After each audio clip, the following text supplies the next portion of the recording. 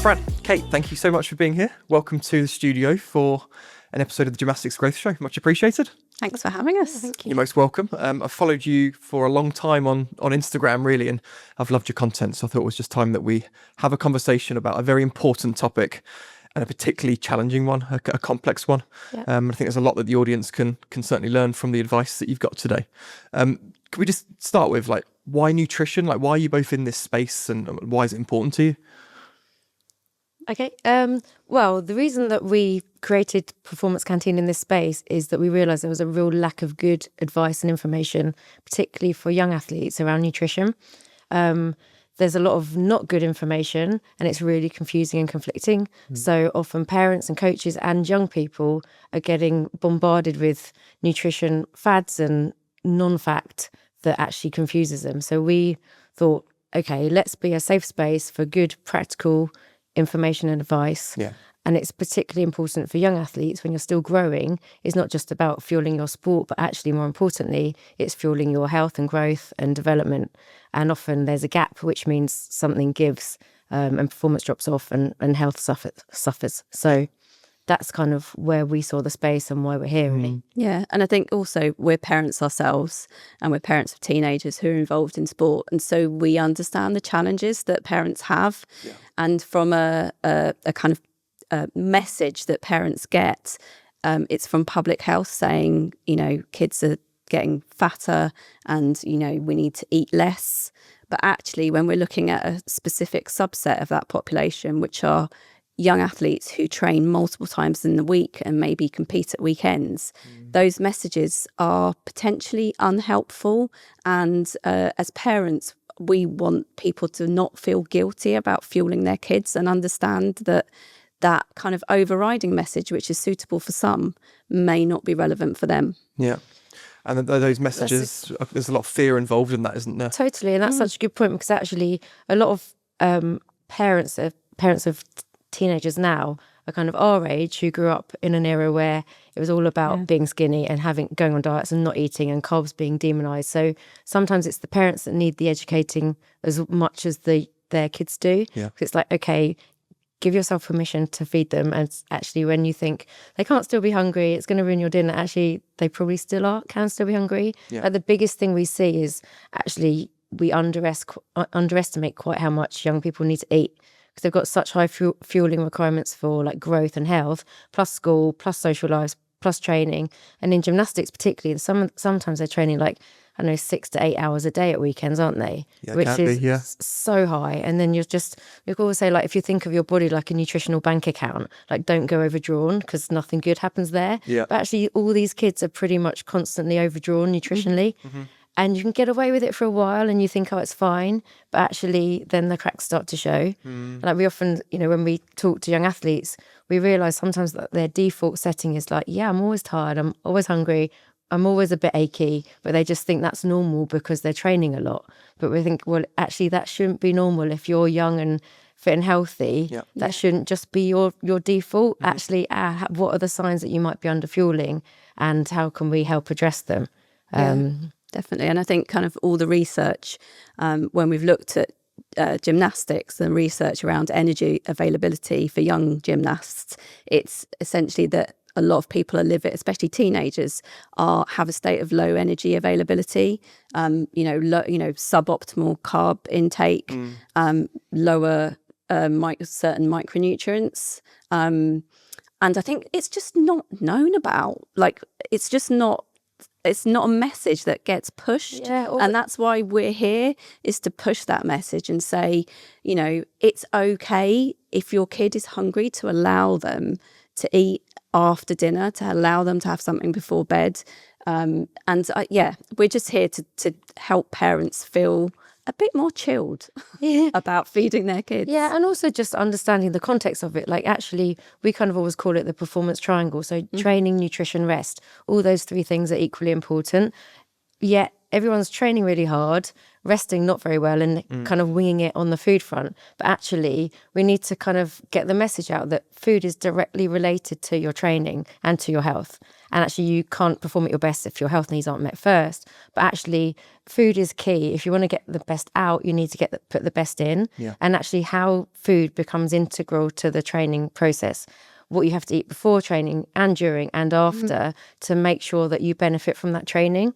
Because so many people are putting so much time and effort into their training and not really getting the results that they actually deserve from it. Because training kind of breaks you down. It's a catalyst for getting better. Yeah. But you only get better if you eat right and rest right around it. So you've got that opportunity to actually benefit. But that bit is missing in the education. So we push our kids and they train really hard, but that's where it stops. And then it's like, okay, we need to just go, let's punctuate all that training with better fueling and you'll feel happier. And ultimately, one of the big things we see is that kids drop out of sport. Like that's kind of quite a big message in the UK at the moment, isn't it? About how do we keep kids in sport? Yeah. And if you're under fueling, you're generally underperforming. If you're underperforming, you're kind of under enjoying it. And if you're not enjoying it, you kind of end up going, right, okay, done. Yeah. So it's how sustain school alongside training. it keeps them having fun with it. Yeah. That's the thing. And actually, the answer is always eat more. Like pretty much will always be our answer, isn't it? Absolutely. And I think for coaches as well, kind of it's helping them understand that message as well, so that fueling is seen as an essential part of their training and not an inconvenience that they have to do sometimes because the kids are whining because they're hungry, but actually that they see it as, in order for your gymnast that you are training to be successful, you need to create an environment that supports proper fueling and that you've got a structure that allows that. And I think, I think some places do it well, but I fear a lot don't. Yeah, and often coaches have been through the process themselves, and historically it was done even worse than it's done now. So I think often coaches think, well, we never had that, so we don't need to do it, so these guys don't need it. So it's actually, how do you get that message across, or what have you got in the physical environment that actually, whether it's posters up or actually snack stations, actually allow that to be visible and be part of it. Yeah. I think a lot of people would buy into the concept of what we're talking about here and, the benefits of good nutrition. Yeah. There's a number of friction points and barriers, that actually probably stops it from happening. And what have you found some of those friction points to be? Fran, maybe you can start and we can look at how we can break some of those down. I think, one thing is the kind of overwhelming amount of information. Like, you want to fuel as a young athlete, you want to make sure that you've got energy. As a parent, you want to feed your kid. And as a coach, that, it's kind of important. But if you go on social media, the amount of information out there is just ridiculous. And there's so much noise and there's so much rubbish that you sometimes don't know where to start. And I think that conflicting advice. There's so much. I mean, just so much rubbish that I think, that creates friction and that creates challenges because, people are influenced by people who, we say those who shout the loudest often talk the most crap. Yeah. And you're having to kind of provide advice which goes against some of that. Mm-hmm. Yeah, and young people are really vulnerable to those things. And the amount of young people that come up to us and say, oh, this is bad to eat. Oh, I'm not eating. I mustn't eat that, must I? Or I'm trying this new diet, or I'm just drinking juices this week because someone's told them that on social media. And actually, most of the stuff you hear online is about what not to eat and what you need to cut out. But actually, when you're young and growing and athletic, what's the most important thing is making sure it's what you do eat, not what you cut out. Yeah. So, and I think maybe with a sport like gymnastics, obviously it's aesthetic and there's a pressure to look a certain way, and a certain size is more conducive to performance. So sometimes there's that concern that, if I eat more, then that's not going to fulfill that particular body composition. But actually, eating more just gives you more energy to perform better. We did an interesting poll in a sort of performing arts school talking about food, and almost like a word association game thing. What's the first thing that comes into your mind when you think about food? And weight was the most common answer. No one said like nourishment, taste, like yummy, whatever. It was about actually the body.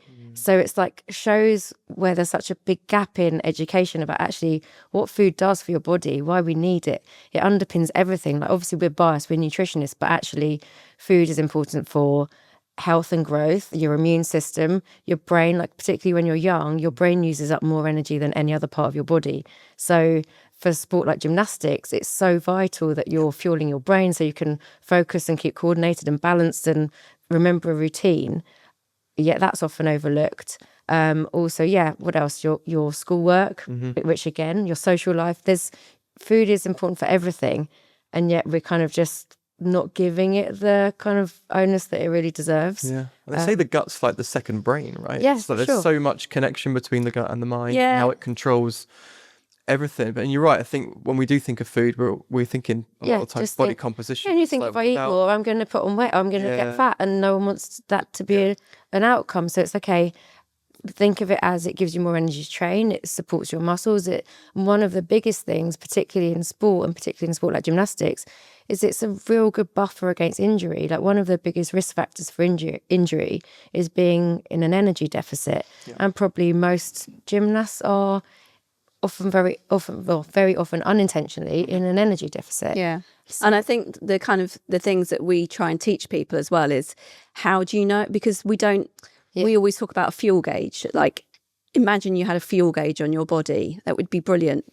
And you'd know like if you were in the red or the green or the orange, but we don't. So what are those signs that you're not eating enough? And getting injured frequently is one.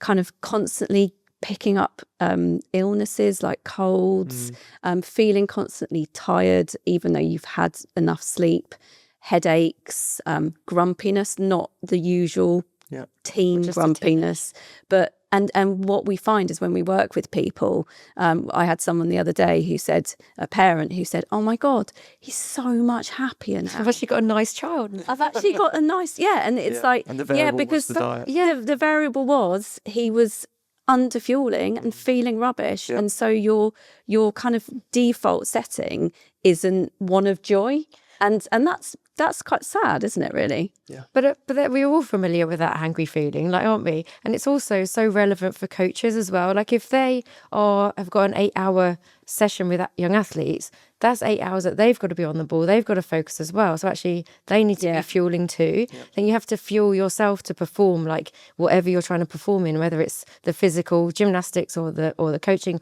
or for us to give out advice to nutrition. I'm so much better at doing it when I've had food. So we spend the whole train journey up here eating. So our brains worked. We've got about another half an hour of brain aging. You better be quick. But I also think from a coach's side as well, kind of thinking about their athletes that they're training, if you have an athlete that is well fueled, they're going to be easier to train because they're going to have more coordination, they're more likely to remember stuff. But also, any feedback that you give is likely to be taken on better. So if you're hungry and someone says something to you, you're more likely to be irritated by it, aren't you? Yeah. I know I am. So that kind of, as a coach, understanding the benefits to them of fueling properly is so, really, I think, key. Powerful for a coach to realise and understand and create, as I've talked about before, like creating that environment to allow that, I think is really important. Also, on the flip side of that, I think it's really important for coaches to be aware of what are the signs that perhaps their athletes maybe are under fueling. So, okay, if they are finding it hard to remember things, or their balance and coordination isn't great, or they are getting a bit grumpy with feedback, their emotional resilience isn't so great, perhaps, okay, maybe we need more break. Let's have some refuel breaks during that session, because otherwise they're just going to push the athlete until they kind of break. We've worked in various sports where actually we've had some brilliant outcomes with coaches who have kind of said, right, we're not prepared to keep doing the coaching unless we have more nutrition breaks, because we don't want to just break these kids. And it's brilliant when we hear that, because we really see, okay, the communication's getting through. And that's the thing, it's like interdisciplinary. Like we've got so many people working with those athletes with a common goal of that kid being the best version of them and enjoying it and getting the most out of it. But we've all got a role in that, like the parent, the coach, the nutritionist, the physio, like all of us, to kind of give the right message or the same messages. Yeah. And because as nutritionists, we're not always there, it's like, how can we encourage the coaches to be delivering our messages also, and modeling that, so they're having a drink, they're kind of saying, guys, did you bring your snack to training today? No, why not? Okay, there's a pool of, like, you know, a stash of snacks that they can give out and distribute. So it just kind of ties it all in and makes nutrition like a key part of the process. And that's our aim, really. Normal part of the process. And just everyone's doing it. Because I think what we've seen is a couple of gymnasts that I've worked with have said, oh, but I don't want to be the only one that has snack. Like, or can I put that in a bottle that's like, oh, I can't, they say, right, I probably can't have a juice. And I said, well, put it in a non-see-through bottle. I've had that as well. And then no one has to know. But it's like, but also, it's horrible that you think you have to do it secretly. But it's like, but I don't want to be the only one I don't want to be the odd one out. So we want to make the odd one out. Well, no one wants to be an odd one out. But the exception should be in the future, the one that's not doing it rather than the ones that are. And that all, to me, that all of that, and you probably agree with this, is just comes around a lack of understanding and knowledge, isn't it?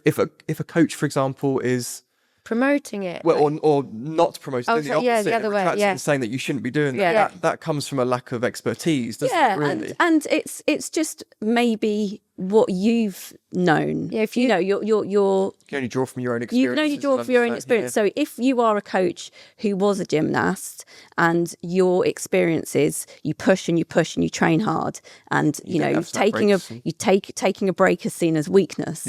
Then that's maybe what you model. And the same as from parents as well. If if your parents said to you, well, you don't need anything after dinner because you've had your dinner, or as we were just saying earlier, well, dinner's in an hour, so you can wait, then maybe that's the message that you're saying as well. And so kind of breaking away from that structure and those traditions that you've been, or those experiences that you've had, and getting the knowledge and getting the understanding, allows a better process all around, I think. And that's the thing, it's all about education, isn't it? And making sure that it's simple and effective and relatable, because we always think you should be taught about nutrition in reception, and it's actually, you build your body from the food you put in it. So it actually should be just something that's taught in schools, so that actually we know what we're doing, because there's such a missed opportunity when you've only got one chance to build your body, right? You build it once and you live in it forever.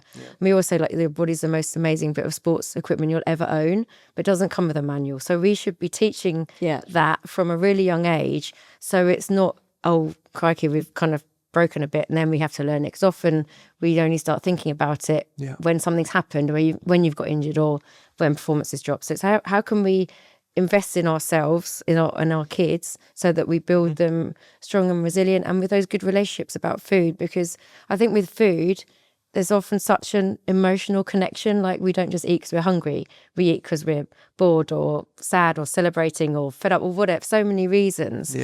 But often, like, the emotional brain takes over the intelligent brain. So if we can kind of educate and keep that intelligent brain winning, we can be like, okay, this is why I feel, this is what that food does, I need to build my bones. What we see often is that, if they're spending so much energy in training, that energy that should be going to building strong, resilient bones is actually being spent in the gym. So therefore the bones are vulnerable, and we see these stress fractures becoming more and more common. But actually that doesn't need to be a thing if we can just build up that education bank and help them understand, this is what food is doing. It's going on the inside and building my body strong, rather than going to sit and be visible on the outside, which I think is what everyone fears. And it's no different in the sense of, like, in gymnastics, when we're teaching a skill, we lay the foundations first, we get the foundations right, and then you move on to the more advanced stuff. And it's like, it's breaking this complex topic down of diet and nutrition into a way that is easier to understand, isn't it? And then you build on that with the really important stuff when they get older, but you're building that on a better foundations first. And I think some of it is just around building some, it's building in some habits and routines that are just simple. I think it's about making things simple. Sometimes Removing the friction. Removing the friction, indeed. And sometimes I think people want to overcomplicate things or convince you that things need to be complicated in order for it to be better. But actually, often, the more simple and the clearer things are, the better it is. So, for example, we use if someone's been training after school, to have something straight after that training, even though that they're going to have their dinner. And some, the questions we get from parents is, why? Because they're going to have their dinner in an hour. And we would say, well, your dinner is your life energy. You would have your dinner anyway, whether Everyone's having dinner. Everyone's having dinner, whether you're training or not. But actually, if you've just spent an hour or 90 minutes or 2 hours training, you need to put money, put food into your bank account. To repay that training energy. And it's kind of that's kind of a light bulb thing. Often people go, oh right, I didn't really think about that, especially if you've got a child with a sibling who doesn't do the amount of exercise that they do. You're like, well, aren't they having the dinner as well? And you're like, yeah. And it's like, well, they've not done the same. Yeah, you're fueling them the same. Yeah. This one's done 4 hours of training and that one's done none. And actually, some of the research that I've looked at was around kind of energy availability, and especially around the run-up to and for major competitions, the energy availability was lower because obviously you're training more, but they're not eating more. And a really simple message that we give is, if you train more, you need to eat more. It's really simple. It's a direct relationship. Don't just eat what you normally eat if you're doing an extra hour, 2 hours, 3 hours, 4 hours, 5 hours a week. Yeah. And that also can become but it's also like the practicalities of that. Yeah. So it's like, how do we actually give solutions to solve that problem? Because actually sometimes, if I'm training more, there's less time to eat, and I don't want to eat loads if I'm just about to flip myself upside down in the air multiple times. So how does it work? So it's like, what are the small things that you can do consistently well that will have a big impact? Because like Fran said before, sometimes it gets overcomplicated, or we feel we've got to do loads of different things and it's overwhelming, so we do nothing. But if we go, okay, just have an extra snack before bedtime, or a bowl of cereal before bed, or a glass of milk before bed, that's easy, it's realistic, it's practical. You can, if you've got delicious and for also breakfast cereals are one of those things, just kind of digressing a bit as I do, like a lot of parents go, oh, cereals, aren't they full of sugar, aren't they bad, aren't they bad? It's like, this food is good or bad. It's not. It's actually, it's always about context, always. But actually breakfast cereals are fortified with a lot of essential vitamins and minerals that young growing humans have an increased need for. So actually they're great, and you have them with milk, which is a good source of calcium and protein. So actually, as a snack that takes 30 seconds to make, is brilliant. And it's accessible. You can buy it anywhere. So things like that. Have a bowl of cereal before bed, or if you've got a big training day coming up, front load it. If you know that it's going to be hard to eat a lot that day, eat more the day before, so you've kind of invested a bit more in that. Just things like that, and like that, a glass of milk before bed every night. How easy is that to do? But actually, the benefits of that are multiple. So I think those kind of practical solutions to a overcomplicated scenario are where we kind of hopefully add a lot of value. Yeah, definitely. Short interruption. If you're a head coach, club owner, manager or leader, check out our high performance health check for a free insight into how well your club's operating within our 6 category framework. Head to nickroddick.com/health check to take our 10-minute assessment. We'll send you the results straight to your inbox. Back to the episode.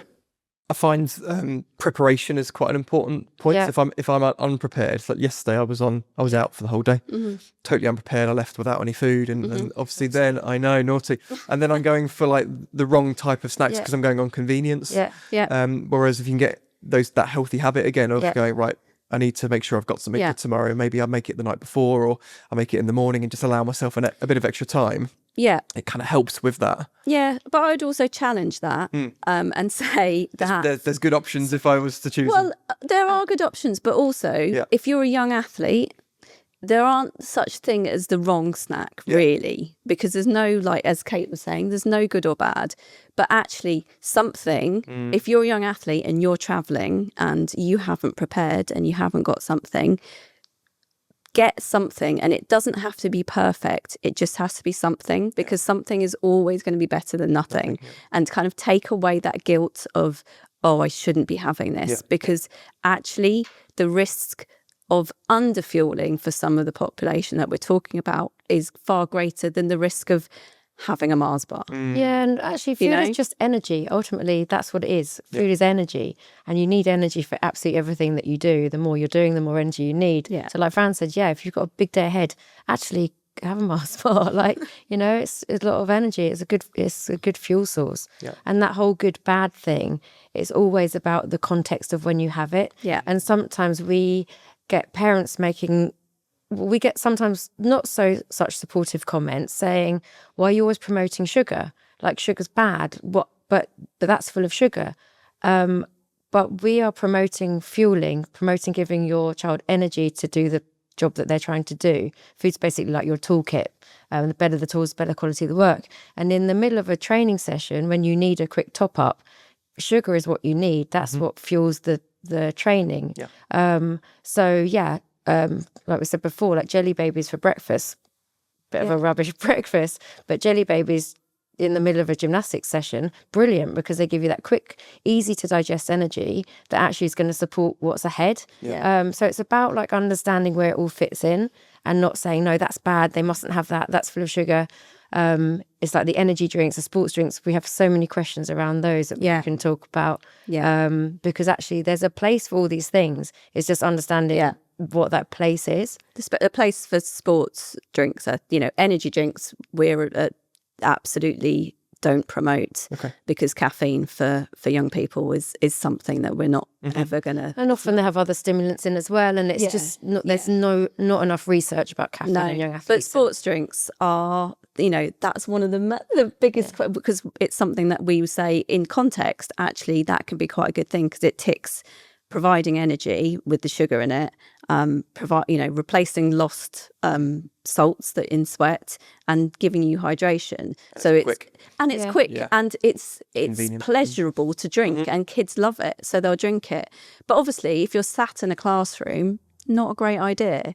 But during something over an hour's worth of training, that can be okay. But parents are so scared of it, so giving them that kind of permission to that in context, that's okay, I think is kind of important. And also it's funny, because when we were talking about the public health messages before, like the parents of the kids that are in the sports and need it are worried about it, but then you drive along a high street or a road at a school, the journey to school time, the amount of kids that are walking along like drinking a Lucozade or having a Monster drink or something that aren't off to do any sport, that's probably their breakfast. They're the ones who those messages are aimed at. And that are relevant and right for. So that's why it's can be confusing, and we totally get it, which is why it's like, okay, those messages are very for specific kind of levels of the population. Which is why we're here. And like young athletes is a very real niche. A lot of specifics. Which and there are things, and I think that the problem that we sometimes have is that sports nutrition is often at loggerheads with general health nutrition, because actually for sport you want closer to sport, you want lower fibre, higher sugar, whereas for general health we are going have high fibre, low sugar. So it's about, okay, the further you are away from training, those foods are great. The closer you get into training, you want the white bread, you want the sweets, because actually that's what's going to cause you least gastric distress. And particularly when, if nerves are involved as well, you don't want a stomach full of fibre. The biggest concern around sugar for young athletes, obviously timing's important, but it's around dental health, because if you're consuming sugar, obviously your teeth love it. So to have practices around, not holding sports drinks in your mouth, making sure once you've had something after 20 minutes or so that you brush your teeth, so that you're protecting your dental health. I think that's a kind of a message that we need to promote. But it's And also, It's context. Leading on from that, sort of dental health, particularly for gymnasts, pretty much all training is done inside, isn't it? So that's one of the sports that has one of the highest risks for low vitamin D levels. So obviously wouldn't promote supplements on this, but it's something that would be good to be mindful of. And if we were working with individuals, we would discuss that, because actually vitamin D is such an essential vitamin. Yeah. And it's one of the ones that it's likely that people have low levels of, particularly in this country, particularly in the winter months. Well, the advice, isn't it, for public health for everyone above the age of 1 in the UK is to take a 10 microgram supplement of vitamin D from around October to March. So that is general advice for everyone. Yep. And especially for populations that have darker skin, that's are covered up, that spend a lot of time indoors. That message is especially important. Yep. And again, that's general health. That's not considering the needs or the context of the athletes that are being worked with. So but for athletes, it becomes even more important because it's so supportive for bone and muscle health. Yeah, so being deficient in vitamin D has a greater impact on someone that's putting their body through for sure 20 odd hours of training as opposed to someone that isn't. Yeah. And is it becoming harder, do you think, in terms of the number of products which are available now in the supermarket? Like, it's always increasing, is it? The commercialization of foods, it is different what was available 30 years ago on the shelves and now. So, like, do you see that as the current generation have got it really tough in terms of their marketing messages all the time on social media and when they're in the supermarkets? Then you've got the influencers and celebrities on social that they're following who are pushing products because they've been paid to push them. And it's like, actually, kids never used to have that message. I mean, even when I was younger, social media wasn't around as well. So it's like, I didn't have that constant battle. No, we saw the other day. Oh, sorry, I was going to say, we saw the other day, there was a Snickers bar, then there was a Snickers high fiber fruit and nut Snickers, and then the Snickers protein. That's so unnecessary. That's the thing. Yeah. And everything's got a label, which is just a marketing tool to allow it to be a bit more expensive. When you look at like protein Weetabix versus normal, actually the extra protein is very minimal, but the extra price is quite significant. Yeah. Like protein bagels, wasn't it? Yeah. If you had the actual size of the smaller bagel, if you have a normal size bagel, you get probably the same amount of protein. But what we and part of what we do when we work with clubs and we work with individuals and schools is around critical thinking around social media, for it kind of teaching young athletes how to navigate that world, because it is really hard. So, if they're looking at someone promoting something or talking about something, kind of having those questions in their head about kind of, why are they talking to me about this? Is it relevant to me? Are their needs the same as my needs? Being paid to say. Are they being paid to benefit is this for? Are they going to, if I buy this, are they going to get something from it? And if the answers to those things are yes, no, it doesn't, no, it's not, they're not the same as me. They're 35, and I'm 14. Then to be critical and not buy something based on that. And I think that's kind of, as you say, we didn't have to do that. Yeah, it's the same with that that whole trend of what I eat in a day. That was so, I don't know if it's so prolific now, but for a while that was what everyone taught. And there was this magic number of like 1,200 calories that everyone was trying to achieve, which was totally, that's not enough for a 2-year-old. And yet these sort of growing teenagers were trying to restrict to that amount because someone on TikTok does that. And it's like, guess what? That person isn't you. As well, so they look fit and healthy. Exactly. You say, well, is that person you? No. So why does it matter what they eat in a day? And it's they're irrelevant. And that's not true anyway. But it's so hard not to be like, convinced by that, especially if your friends are. And I think another thing that we see with young athletes is that it's hard to eat more if your friends aren't eating more. But your friends at school might just go home and do nothing or go on TikTok. You go home and then you go out to train for 3 hours. You need to eat more than them at lunchtime. So it's again like having the confidence to be like, well, I need this because this is what I'm doing later. I'm doing more. I need to eat more. And if you don't have that confidence to do that, it's what things can you do that have a, that allow you to eat more. So by having high calorie foods within those foods, like having more cheese, having whole milk, those kind of things that allow you to get the calories, which is, you shouldn't have to, but sometimes you don't think as well, like have the confidence to eat more. And I think that is the reality at school, aren't there, for sure. And like there seems to be a trend that no one goes in for lunch. Like that's a big thing in schools at the moment. People don't queue up for lunch, or they might eat at break time and then not go to lunch because the queue's too big, or they want to do something else outside, or just because their friends aren't having lunch. So it's like, how do you make sure? Because of course, if your friends aren't going to lunch, you don't want to be the only one that goes into lunch. No, because you want to hang out with your friends. Totally. So it's like, okay, how do we go, okay, so there's the problem, here's a solution for you. But then acknowledge it. And it's like, encourage people to speak up about, okay, what are the obstacles that you have to fueling enough? How can we then go, okay, well, why don't you just take a couple of Baby Bells in your bag and you can just scoff them? Or so easy little plausible things that actually, if you do then daily, have a real benefit. But it doesn't have to be difficult. Or we like, just like a yogurt drink or something, or the squeezy yogurt pouches. Actually, they're so handy, they're so portable. Chuck them in your bag. You can kind of have them at any notice. Or one of the things we see a lot of as well is that kids go to school without breakfast. And that, again, including my daughter yesterday morning, which I had to throw her a bagel as she left.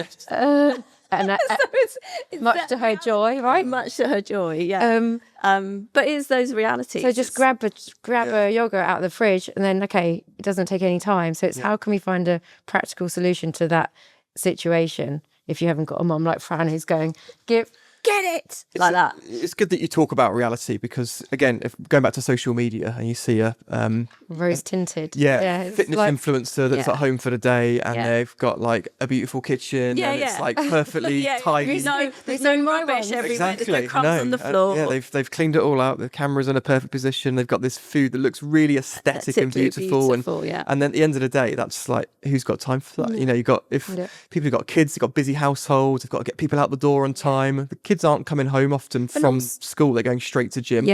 Those to eat in the car. Those things also make you feel like a failure. Like so often you think, oh, why can't I do that? They're all like just managing life like this. So often we put things like, it looks a mess, but actually it doesn't matter because it does the job. It tastes really nice. Actually, it doesn't look Instagrammable. It's not Insta-worthy, but actually it doesn't matter. But life isn't Insta-worthy. That's it. It's an important message that the reality is that you could plan for a week, but ultimately, like, that plan is the same with training. Like, the plan doesn't always work. There's so many things that could derail it. So it's having those options available. And also not being too stressed by the derailment. It's like, it's okay, I've got backup. Like, I know, like, if I've had to run out the door without food, or, just that's what I can grab from the petrol station. There's actually quite a good option. Or, or there are several options. So it's sort of just trying to not panic. Yeah, definitely. What I think is important, so, the parents particularly, or the coaches might be listening to this, they can forward this episode to their parents, they can kind of consume it and understand, and then get people to understand more about you and your messages, because again, your social media is just full of really tangible things that people can take away and go, oh, like, I've learned something there, I can implement that straight away and get on that journey. And I think it is it's really important that people follow up from this episode, because obviously we're still scratching the surface, and there's a lot that people still need to understand, which is why consuming the content, I think, is important. Performance Canteen is obviously your organisation. Remind me of the Instagrams at performance_. It's performance_canteen. Canteen, I thought so. And your website is performance-canteen? No, just performance canteen. Performancecanteen.co.uk. Perfect. And I think, it will be really smart for people to go and check those resources out, because we are scratching the surface. It is a complex topic. We've mentioned a number of times in this episode the importance of context. So, we've, some of the advice given or the information given here might not be appropriate for some people in certain circumstances. Of course, everyone needs to be aware of that. It's, general. But I think this has been really interesting, hopefully reassuring for the audience that are listening as well, as to the fact that some of the challenges that people are facing are probably extremely common, and that there are some easy to implement let's call them healthy habits that don't have a lot of friction, that can really make a difference. And maybe a 10% improvement in people's diet and nutrition can be, massively impactful. Yeah. And then if you can multiply that as you get more, used to that routine. And just drawing that link between food and training, like so often it's just not even thought about. Yeah, absolutely. But I would say getting some fueling habits, because healthy habits sometimes has a connotation that it needs to be a certain way. Yeah. And actually thinking about fueling for the work that you're doing, and is a more appropriate use of language. Use of language. Yeah, you've been told. I have been told. It's twice now. Fuel for the work required. That's what we say, isn't it? It's like, because and it's a bit like what Fran was saying before about the dinner is like fueling health and life. The training fuel is for fueling training. So you've kind of got separate compartments that you want to think about fueling. Yeah. Life energy is separate from training energy. Don't spend your life energy on your training. Otherwise life is going to suffer. Be sad. Sounds dramatic, but health. That's a good message. Yeah. Thank you both. I really appreciate you spending time with me here and sharing this. us. And I know it's going to be impactful for everyone that's listening. And coaches, if you're listening, please share this. This is important stuff, isn't it? It's about improving people's lives. So. Yeah, absolutely. And just the longevity in sport and enjoyment of it. And hopefully keeping gymnastics going for a little bit, like people in gymnastics for longer, because it's one of the sports where you don't see so many old gymnasts, do you? Yeah, definitely. Well, thank you very much. Appreciate your time. And I know the audience will appreciate the advice given as well. So thank you very much. You're most welcome. Thanks, Nick. Thanks so much for listening to this episode of the Gymnastics Growth Show. Now, if you're an ambitious gymnastics coach with a hunger for self-improvement, check out my Gymnastics Growth Academy, where you'll find members from over 40 countries, all accessing my masterclasses, courses, templates, live community calls, exercise libraries, and so much more. It's a program that members have described as life-changing. So why don't you check it out for yourself? Head to gymnasticsgrowth.com to learn more. See you on the inside.